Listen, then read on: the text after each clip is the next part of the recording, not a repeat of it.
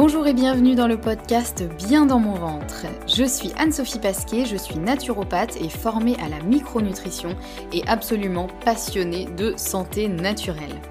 Il y a quelques années, j'avais une digestion très compliquée et j'avais constamment mal au ventre. C'est à ce moment-là que j'ai commencé à m'intéresser à la santé naturelle et à modifier mon alimentation et mon hygiène de vie, et ça a complètement transformé ma digestion et ma vie au global. J'ai alors décidé de me spécialiser dans le domaine du digestif, de l'alimentation et du microbiote pour pouvoir aider les autres à retrouver un ventre serein. Et je forme aujourd'hui également les naturopathes, nutritionnistes et autres professionnels de santé à la prise en charge des troubles digestifs. Aujourd'hui dans ce podcast, je te partage mes meilleurs conseils pour que tu puisses toi aussi te sentir au top, en pleine santé et te sentir bien dans ton ventre et dans ta vie. Maintenant c'est parti pour l'épisode du jour, bonne écoute! Bonjour et bienvenue dans ce nouvel épisode de podcast. On se retrouve aujourd'hui avec l'épisode numéro 49 dans lequel on va parler des différents tests pour analyser son microbiote. J'avais envie de vous faire un épisode entier sur ça parce que je me rends compte que c'est assez complexe, honnêtement, hein, même encore pour moi, quand j'ai appris tout ça, oulala, c'était un sacré bazar.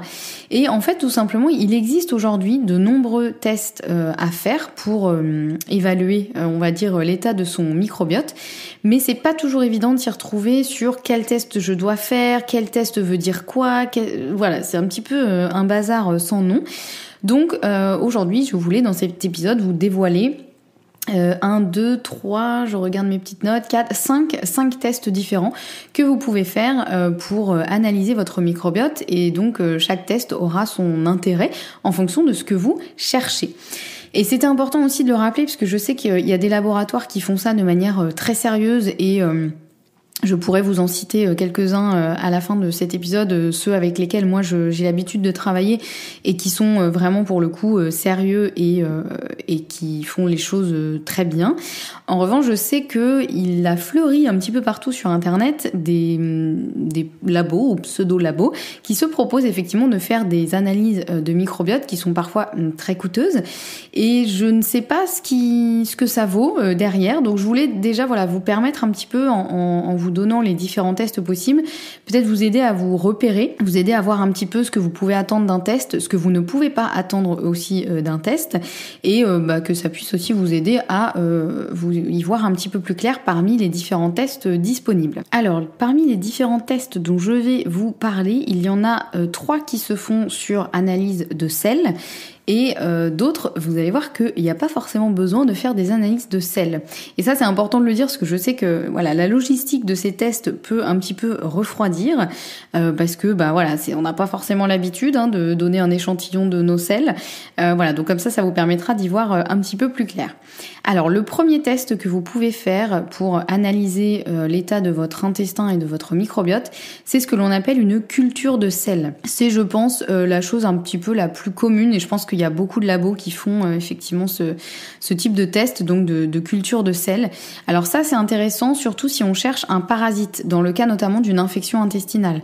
Donc ça permet simplement, on prend un échantillon de sel, on le met en culture, on voit ce qui se développe, et ça permet notamment justement de mettre en lumière la présence d'un parasite, donc qu'on a pu attraper via l'alimentation, sous différentes situations.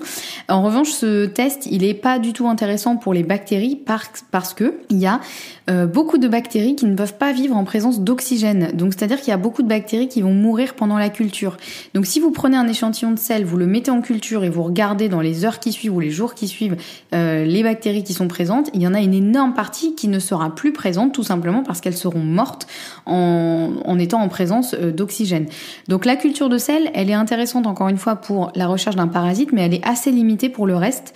Et en gros, si on vous promet une culture de sel pour vous donner vraiment une carte d'identité de votre microbiote, faites attention parce que clairement ce n'est pas possible.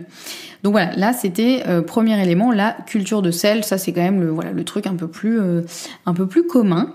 Ensuite, vous avez une grosse partie, un gros test qu'on peut faire sur le microbiote qui s'appelle l'analyse métagénomique. Alors c'est un nom un petit peu barbare, mais tout simplement, comment ça se passe? C'est qu'on va prendre un échantillon de sel et là, on va extraire l'ADN des bactéries qui sont présentes et on voit ainsi qui est là ou non. Donc ça permet vraiment de dire, ok, il y a telle bactérie qui est là, il y a telle bactérie qui n'est pas là, et ça va être beaucoup plus intéressant que la culture de sel parce que là, on va prendre en compte toutes les bactéries, même celles qui sont mortes et celles qui vont mourir en présence d'oxygène, puisque là, on va simplement extraire leur ADN. Donc on n'a pas besoin que les bactéries soient vivantes et qu'on puisse dire, ah bah oui, elle est vivante, elle est là, elle s'est reproduite et du coup, ça veut dire que elle est vivante, elle est en bonne santé. Même là, avec l'analyse métagénomique, ça permet vraiment de voir qui est là, même les bactéries qui ne survivent pas en présence d'oxygène. Donc c'est vraiment l'analyse métagénomique, c'est vraiment la carte d'identité de la photo de famille, un peu on va dire, du microbiote. Donc ça permet de voir quel type de bactéries sont présentes et surtout en quelle quantité. Et ça c'est hyper important parce que c'est hyper important de voir à la fois la diversité et la quantité de bactéries présentes dans le microbiote, tout simplement parce qu'il y a certaines bactéries qui peuvent être bénéfiques en petite quantité et devenir tout à fait néfastes en trop grande quantité. Donc si jamais on vous dit juste, bah oui, vous avez telle bactérie qui est là, mais qu'on ne sait pas en quelle quantité elle est présente, bah ça va pas nous aider beaucoup. Et du coup, ça peut complètement fausser les résultats parce qu'on peut se dire, ah bah super, on a telle bactérie qui est présente, bah c'est génial parce que c'est une bactérie qui est bénéfique. Sauf qu'en fait, ce que l'histoire ne nous dit pas, c'est qu'en fait, elle est présente en beaucoup trop grande quantité. Et là, par contre, elle va devenir absolument néfaste. Je vous donne un exemple. Il y a certaines bactéries qui vont avoir tendance à se nourrir du mucus intestinal. Le mucus dont je vous ai parlé dans pas mal d'autres épisodes, notamment celui sur le FUT2. Et en soi, elles sont bénéfiques parce que en plus de manger le mucus, elles vont produire plein d'autres choses intéressantes. Donc ça c'est très chouette. Sauf que ces bactéries, si elles sont présentes en beaucoup trop grande quantité, elles vont beaucoup trop manger le mucus et donc elles vont vraiment altérer la qualité du mucus intestinal et là elles vont devenir problématiques. Donc c'est pour ça, et ça c'est juste un exemple, hein, il y en a plein d'autres aussi qui vont, si elles sont en petite quantité, elles ont vraiment un rôle intéressant juste par leur présence. En revanche, si elles deviennent en trop grande quantité, elles vont avoir une action plutôt pro-inflammatoire. Voilà, enfin là, il y a plein de bactéries comme ça qui ont besoin d'être présentes, mais de manière assez cadrée et pas non plus de manière trop importante. Donc c'est hyper important d'avoir à la fois la diversité, mais aussi la quantité de bactéries présentes. Ça permet aussi de voir cette analyse métagénomique, ça permet aussi de voir les bactéries qui vont être manquantes ou présentes en trop petite quantité. En fait, si vous voulez, cette analyse métagénomique, ça part d'un microbiote parfait, même si bon, j'aime pas trop ce mot, mais on va dire un microbiote sain, on va plutôt dire ça. Un peu une espèce de photo de famille, de la famille idéale de microbiote. Et l'analyse va permettre de voir, ok, donc il y a tel membre de la famille, il est là, tout va bien. Par contre, il y a tel membre de la famille, on sait que normalement il devrait être là, mais on le voit pas dans la photo de famille, donc ça va pas. Pour vous reprendre un peu mes métaphores bancales, donc je sais que vous êtes friands. Donc voilà, ça permet aussi de voir qui est là, qui n'est pas là, et un peu la répartition. Donc ça donne en gros un indice de santé du microbiote, voir si effectivement il est bien équilibré, et aussi un indice de diversité. Parce que le microbiote, il contient un certain nombre de bactéries qui peut aller de pas beaucoup de bactéries à beaucoup de bactéries. Et plus il y a de bactéries différentes dans un microbiote, plus c'est intéressant et plus c'est ce qu'on va rechercher, à condition évidemment que ce soit quand même des bactéries intéressantes. Alors que si on a un microbiote qui est très peu fourni en bactéries, qui est assez pauvre en bactéries et qui est pas trop diversifié, là ça va être plus problématique. On va y revenir juste après. En gros, au niveau des bactéries, il existe 3 grandes familles de bactéries et ces familles, on les appelle des phyla. Voilà, pour vous donner un peu le mot technique, on appelle ça des phyla et donc les phyla, ce sont les familles de bactéries. Donc les 3 principales, ça va être les firmicutes, les bactéroïdètes et les actinobactéries. Et il y a aussi d'autres familles plus petites qui sont aussi importantes et intéressantes, mais là voilà, je rentre pas trop dans le détail, je vous donne vraiment, on va dire, les 3 grandes familles, parce que c'est peut-être des noms dont vous avez déjà entendu parler. Donc les firmicutes, les bactéroïdètes et les actinobactéries. C'est des noms un petit peu barbares, mais voilà, si ça peut, si peut-être vous avez déjà entendu ce nom, ça peut vous parler. Voilà les 3 grandes familles de bactéries, plus d'autres petites qui arrivent par la suite. Et donc l'analyse métagénomique, elle va nous donner la répartition entre les familles, donc c'est-à-dire par rapport à ces 3 grandes familles de bactéries plus les autres petites, ça va déjà nous donner un peu la répartition. Ça va nous dire par exemple, il y a à peu près tant de pourcents de firmicutes, tant de pourcents d'actinobactéries, etc., etc. Et puis au sein de chaque famille, ça va nous donner les bactéries qui vont être présentes par famille. Donc au sein des firmicutes, on a telle bactérie, telle bactérie, telle bactérie, en telle quantité, etc. Donc voilà, c'est pour un petit peu vous donner, pour vous donner un peu cette image de photo de famille un petit peu. Et puis cette analyse métagénomique, elle peut aussi nous montrer, il y a parfois ce qu'on appelle des signatures de microbiote qui vont être spécifiques à certaines pathologies. Par exemple, la maladie de Crohn, on peut le voir en analysant le microbiote d'une personne, on peut voir si elle a cette espèce de signature de microbiote de la maladie de Crohn qui en général se manifeste par un microbiote peu diversifié, donc avec assez peu de variétés de bactéries, qui contiendra assez peu de bactéries anti-inflammatoires, donc plutôt protectrices, et qui contiendra beaucoup de bactéries pro-inflammatoires. Donc tout simplement, ça veut dire que l'inflammation, elle va flamber, et la maladie de Crohn, c'est vraiment une maladie inflammatoire. Donc voilà, ça permet aussi parfois d'avoir un peu des signatures comme ça de microbiote, on appelle ça comme ça. Alors, petit bémol, évidemment, attention, ce n'est pas parce qu'on a un microbiote signature d'une pathologie qu'on va forcément la développer. Tout dépendra de notre hygiène de vie, de certains facteurs génétiques, etc. Il y a plein de facteurs qui vont faire que il y a 2 personnes qui peuvent avoir un microbiote signature de la maladie de Crohn. Il y en a une qui va la développer et l'autre pas. Voilà, c'est pas forcément une fatalité. Si jamais, je vous dis ça parce que si jamais vous faites un test et qu'on vous dit oh là là, vous avez la maladie de Crohn parce que c'est écrit dans votre microbiote, vous avez tout à fait le microbiote signature de la maladie de Crohn. Ça veut pas forcément dire, si vous n'avez pas de symptômes aujourd'hui, ça veut pas forcément dire que vous allez développer la maladie. Alors évidemment, donc je vous disais, il y a plein de facteurs qui vont faire qu'on va développer ou pas la maladie. Donc il y a l'hygiène de vie, il y a certains facteurs génétiques.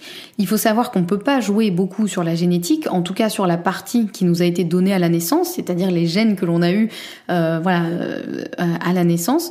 En revanche, on peut quand même fortement agir sur l'hygiène de vie et l'environnement dans lequel on évolue. C'est-à-dire, en gros, c'est regroupé sous le nom d'épigénétique.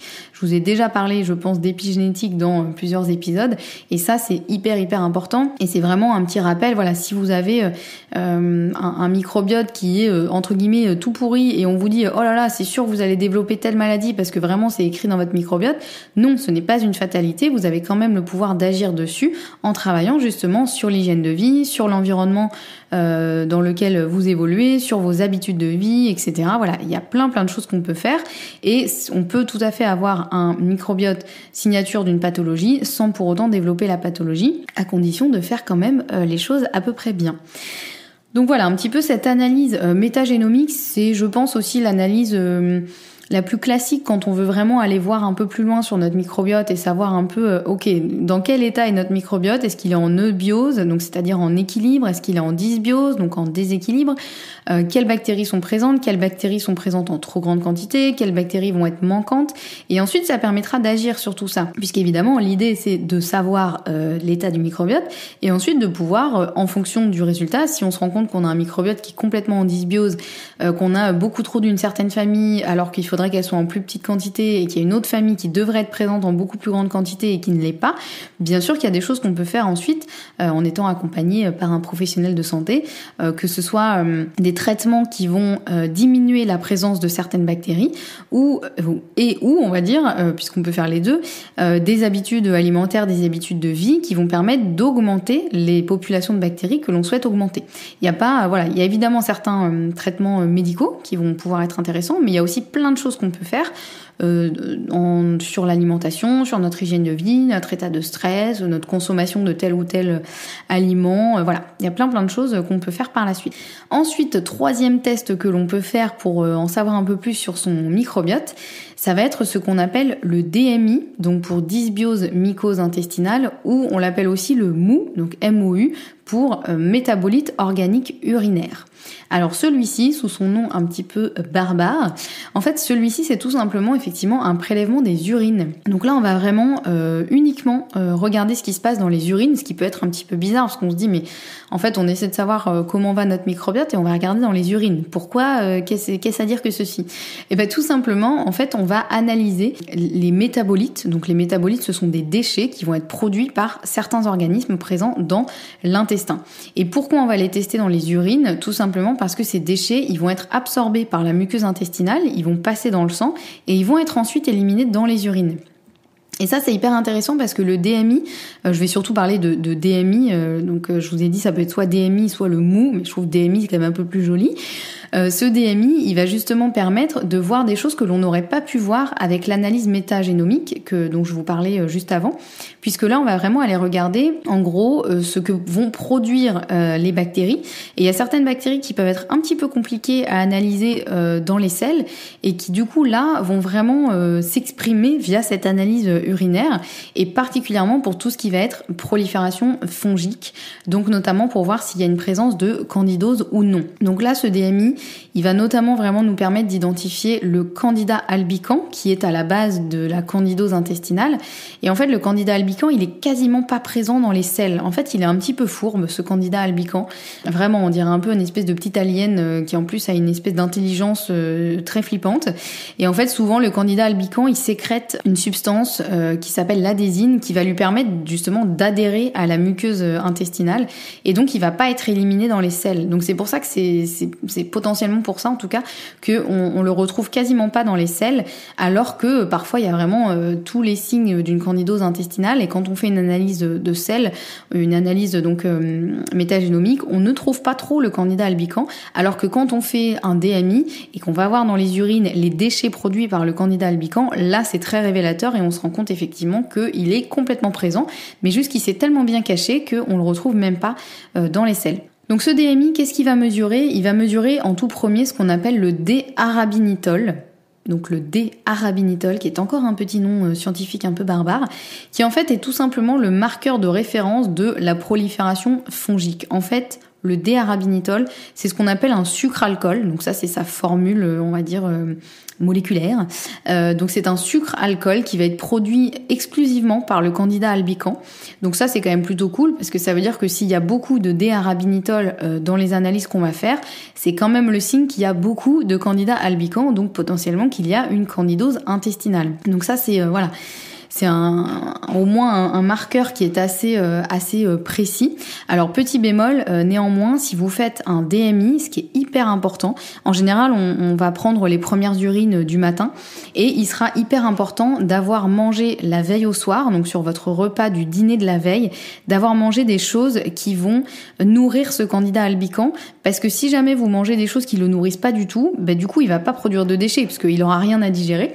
Donc il faudra manger en gros du sucre. Donc la veille au soir, si vous faites un DMI le matin, la veille au soir, et ce sera important d'avoir mangé un repas qui contient suffisamment de glucides et de sucre.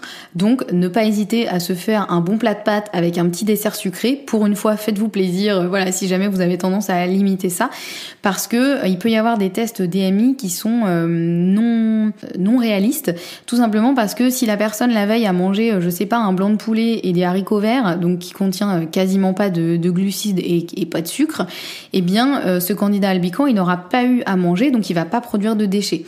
Donc ça, c'est hyper important, vraiment. Et je sais que c'est pas toujours mentionné par les labos, ou c'est pas toujours mentionné par les personnes qui peuvent un peu prescrire ce type de test. Donc voilà, vraiment important. Le dîner de la veille doit contenir suffisamment de glucides et de sucre. Et ensuite, on mesurera donc dans les urines du matin le D-arabinitol. On va mesurer aussi dans ce DMI le L-arabinitol, donc qui est une autre version, qui lui va être produit par les bactéries de fermentation qui sont normalement présentes dans le côlon. Donc quand il y a du L-arabinitol, c'est plutôt normal, en tout cas c'est le signe d'une fermentation normale, c'est normal qu'il y ait une fermentation, mais qui là sera une fermentation par les bactéries. Et là, ce qui va être intéressant, en fait, ça va être surtout de mesurer justement ce rapport entre le D-arabinitol et le L-arabinitol pour voir si la fermentation, elle est excessive ou non. Parce qu'en gros, si vous avez énormément de D-arabinitol, mais que vous avez aussi énormément de L-arabinitol, ça veut dire que globalement, il y a une fermentation de base qui est beaucoup trop forte. et là il va falloir aller chercher un petit peu plus loin. En revanche, si vous voyez que vous avez un L-arabinitol qui est à peu près normal, qui est dans les normes, par contre que vous avez un D-arabinitol, donc lui qui est lié au candida albicans et à la candidose, qui lui a un taux hyper élevé, là ça peut vraiment être un signe que vous avez une fermentation qui est plutôt normale. En revanche, il y a clairement une présence de candida albicans qui lui va produire énormément de D-arabinitol. Alors voilà, je sais que ça peut être un petit peu technique et un petit peu barbare tous les noms que je vous dis. J'espère que j'arrive à vous expliquer ça de manière à peu près claire. Voilà, en tout cas, de toute façon, c'est des tests en général que l'on fait pas tout seul. En général, vous les faites avec la recommandation d'un professionnel de santé qui pourra aussi vous expliquer tout ça. Et puis le labo dans lequel vous pourrez le faire vous expliquera aussi tout ça sans souci si jamais c'est pas très clair. Mais voilà, retenez simplement que le DMI, donc vraiment cette dysbiose mycose intestinale, qui est un test urinaire, va nous permettre de voir si effectivement il y a présence de candida albicans ou non. Ensuite, 4e test que l'on pourra faire, ce sera le métabolomique. C'est une analyse métabolomique. Alors c'est encore un petit nom barbare. Tout simplement, ce test-là, ça va être une analyse des produits de la flore intestinale. En gros, vos petites bactéries présentes dans votre flore intestinale, dans votre microbiote, elles ont tendance à produire des substances dont certaines sont absolument toxiques et certaines sont très intéressantes, notamment ce que l'on appelle les acides gras à chaîne courte, donc les AGCC, on appelle ça comme ça dans le jargon. Notamment, vous avez peut-être déjà entendu parler du butyrate, du propionate ou de l'acétate, qui, les acides gras à chaîne courte, ils sont hyper intéressants pour la muqueuse intestinale, pour la santé. Enfin, vraiment, c'est un petit cadeau que nous font nos bactéries. Et quand on fait justement une analyse métabolomique, donc on va analyser justement les substances produites par les bactéries de notre microbiote. Et en fait, ça va nous permettre de voir si déjà les bonnes bactéries sont suffisamment présentes, puisque si jamais il n'y a aucune production d'acides gras à chaîne courte, ça veut dire qu'il n'y a pas de bactéries présentes puisqu'elles n'arrivent pas à en produire. Mais ça va aussi nous montrer si les bonnes bactéries, elles sont bien nourries et suffisamment nourries en prébiotiques, puisque c'est justement, je vous ai déjà parlé dans d'autres épisodes, des probiotiques et des prébiotiques. Donc les probiotiques, ce sont des bactéries que l'on va venir ingérer, qui vont venir coloniser l'intestin. Et les prébiotiques, ça va être la nourriture justement de nos petites bactéries présentes dans le microbiote. Les prébiotiques, on en retrouve dans beaucoup d'aliments, comme par exemple l'ail, l'oignon, les asperges, le poireau, la chicorée, etc., etc. La liste est évidemment pas exhaustive. Et c'est important de manger suffisamment de prébiotiques parce que si jamais vous avez des bonnes bactéries dans votre intestin, mais que vous ne les nourrissez jamais, donc avec ces petits prébiotiques, eh bien, non seulement elles vont sûrement pas rester vraiment dans l'intestin puisqu'elles n'auront pas de nourriture, donc elles vont potentiellement mourir, mais en plus de ça, elles ne vont pas produire justement les fameux acides gras à chaîne courte dont on a parlé, qui sont très bénéfiques. Donc c'est pour ça que c'est à la fois important d'avoir suffisamment de bonnes bactéries, mais aussi et surtout de bien les nourrir. Et c'est là aussi qu'on va pouvoir intervenir sur l'équilibre du microbiote. Parfois on pense automatiquement à prendre des probiotiques pour venir rajouter des bonnes bactéries dans l'intestin, mais en fait parfois les bonnes bactéries, elles sont déjà présentes, c'est juste qu'elles ont besoin d'être un petit peu plus nourries pour pouvoir se développer et fabriquer les substances dont on a besoin. Donc voilà, cette analyse métabolomique, ça permet justement de voir ça, s'il y a suffisamment de produits de la flore intestinale et notamment ces fameux AGCC, donc ces acides gras à chaîne courte. Et donc ça permet de voir notamment est-ce que dans l'alimentation on a suffisamment de prébiotiques ou est-ce qu'il va falloir un petit peu les chouchouter, ces petites bactéries, et donc essayer de faire en sorte qu'elles se développent un petit peu plus. Et enfin, je voulais terminer par un dernier test qui lui est un petit peu différent puisque ça va être un test respiratoire. C'est le test du SIBO notamment. Alors on peut effectivement déterminer un SIBO en faisant une analyse notamment par DMI. On peut effectivement voir si par exemple il y a énormément de L-arabinitol, donc on voit qu'il y a énormément de fermentation. On peut se dire c'est bizarre, c'est pas normal, ça veut dire qu'il y a trop de bactéries. Mais aujourd'hui, le plus fiable pour identifier un SIBO et vérifier s'il y a une présence de SIBO, ça va être le test respiratoire qui lui va permettre de mesurer en fait les gaz produits par les bactéries qui vont être présentes en trop grande quantité. Et ces bactéries, en fait, elles vont produire différents gaz qui vont se retrouver dans la respiration, qui vont être éliminés via les poumons. Et donc, s'il y a trop de présence de ces gaz dans le test respiratoire, ça montre effectivement qu'il y a présence de SIBO. Alors, le SIBO, pour rappel, ça veut dire Small Intestinal Bacterial Overgrowth. En français, ça veut dire pullulation bactérienne intestinale. Tout simplement, ça veut dire qu'on a beaucoup trop de bactéries présentes dans l'intestin grêle, alors que normalement dans l'intestin grêle, c'est un endroit où il y a assez peu de bactéries. Autant il y en a énormément dans le côlon, donc vraiment le microbiote intestinal, il est majoritairement présent dans le côlon. Autant dans l'intestin grêle, normalement, on n'est pas supposé avoir beaucoup de bactéries. C'est censé être vraiment un endroit d'absorption des nutriments, mais pas un endroit de fermentation. Or, parfois, pour X raisons, il y a plein de raisons qui font qu'on peut développer un SIBO, c'est-à-dire que des bactéries vont venir coloniser l'intestin grêle et vraiment venir envahir cet intestin, et donc ils vont venir fermenter tout ce que l'on va manger au moment du passage dans l'intestin grêle, et donc ça engendre des ballonnements très très importants, et ça peut même être vraiment une vraie problématique de santé, puisque beaucoup de bactéries présentes dans un cas de SIBO vont sécréter des gaz qui vont être finalement toxiques. Alors c'est en toute petite quantité, mais si ça dure dans le temps et qu'elles sont vraiment présentes en trop grande quantité, et bien là ça peut être vraiment problématique. Donc si jamais il y a une suspicion de SIBO, le mieux à faire c'est un test qui se fait en hôpital, dans certains hôpitaux. Il y en a pas beaucoup, mais il y en a certains qui font ça. En fait, on vous fait boire une substance avant le test, et ensuite on mesure pendant, je crois c'est 1h30 il me semble, on va vous faire souffler dans une machine qui va mesurer en gros les gaz expirés toutes les X minutes, pour voir effectivement si y a présence de SIBO ou non. Donc voilà, c'est pour ça que je le rappelle quand même, si jamais on vous dit on va faire un test SIBO, on va analyser vos selles par exemple, à vérifier, parce que c'est pas toujours très très fiable, enfin de toute façon là ce qu'on va chercher à voir, c'est ce qui se passe au niveau de l'intestin grêle. Donc en fait, si on analyse les selles, on va analyser ce qui se passe dans le côlon, et encore une fois, il y a plein de bactéries qui ne survivent pas en présence d'oxygène. Donc vraiment, le SIBO le plus fiable, c'est le test respiratoire. On peut aussi le voir un petit peu avec le DMI, mais vraiment le plus fiable, voilà, c'est de voir avec votre médecin pour faire un test respiratoire en hôpital. C'est un test qui est très encadré et qui nécessite d'être bien équipé, et voilà, d'être accompagné par un professionnel de santé. Alors je vous ai promis que je vous allais vous donner quelques noms de labos qui font la plupart des tests dont j'ai parlé. Alors sauf le SIBO, ça c'est vraiment quelque chose qui se fait normalement en hôpital, mais en général tout ce qui est analyse métagénomique, DMI et métabolomique, vous pouvez les faire dans certains laboratoires. Alors ce sera malheureusement pas votre petit laboratoire de quartier, sauf si vous avez vraiment de la chance, mais en général c'est plutôt des laboratoires qui sont à l'étranger, particulièrement en Belgique, et qui travaillent du coup en ligne. Donc c'est des laboratoires qui vont vous commander en fait votre kit pour faire l'analyse. Ils vous envoient le kit. Alors soit ça va être une prise de sang à faire, donc à demander à un infirmier ou une infirmière, ou aller demander dans un laboratoire simplement qu'on vous fasse le prélèvement et vous amener vos propres tubes avec lesquels vous repartez ensuite.